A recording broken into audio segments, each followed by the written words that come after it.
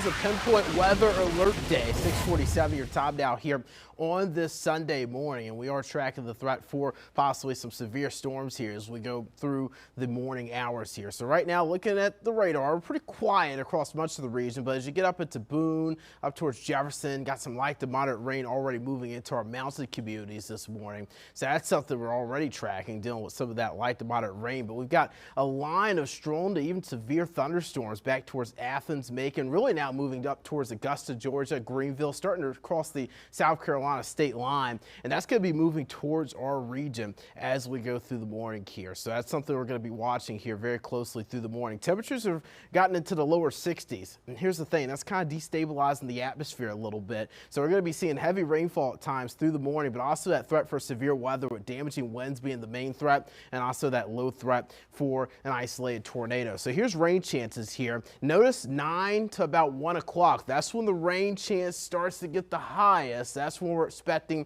the strongest weather here through the morning. So we do have that tornado watch that isn't affected till 1 o'clock this afternoon. This includes much of the Queen City News viewing area. Even if you aren't under the tornado watch, which is really our mountain counties, and as you're getting east towards Albemarle there, that's just kind of covered under a different National Weather Service office. So again, if you aren't under a tornado watch, you still want to treat today to stay weather aware, stay alert of the weather. So with that watch to be an issue, that just means you need to be prepared. That just means ingredients are favorable for maybe some isolated tornadoes. So again, you just want to be prepared, know where you'll go, lowest level of your home, interior room, usually the bathroom on the lowest level of your home. So just be prepared to make that plan. However, if a warning is issued later this morning, that's when you want to take action. That's when that plan you've prepared for through the morning, you've probably prepared for all of your life when it comes down to preparing for severe weather, that's when you want to put that action into place when you have that warning. So download the Pinpoint Weather app. It's free on the Google Play and Apple App Store. If you click that QR code there on your screen, I'll go back to it just so you can scan that. This is very important because it tracks your location where you go here. So if you're not at home, let's say you're in church in another town, it'll give you that alert where you are currently, which is really good news.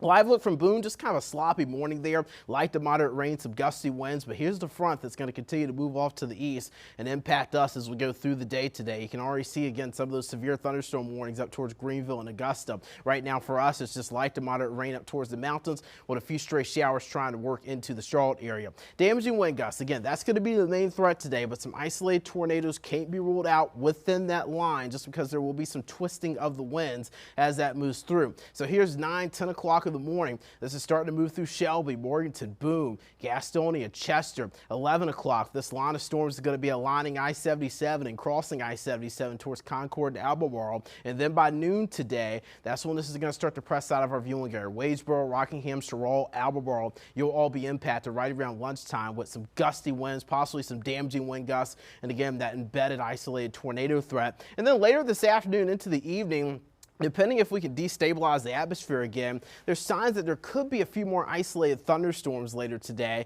We'll have to keep an eye out on these. This is, again, not very certain when it comes down to model data, but if these do form, they could still pack a punch with some gusty winds later this afternoon. Maybe an isolated spin up out of this line, too, later this afternoon and evening as well. So we'll keep an eye on that for you. Luckily, as this shifts off to the east, we start to dry things out. The weather's going to really dramatically improve as we go into your Monday, which is some really good news to start the work week. Just going to be dealing with some clouds in the morning, likely a little bit more sunshine for the afternoon tomorrow. 63 degrees for your Monday, 63 Tuesday, some milder air to start the work week here.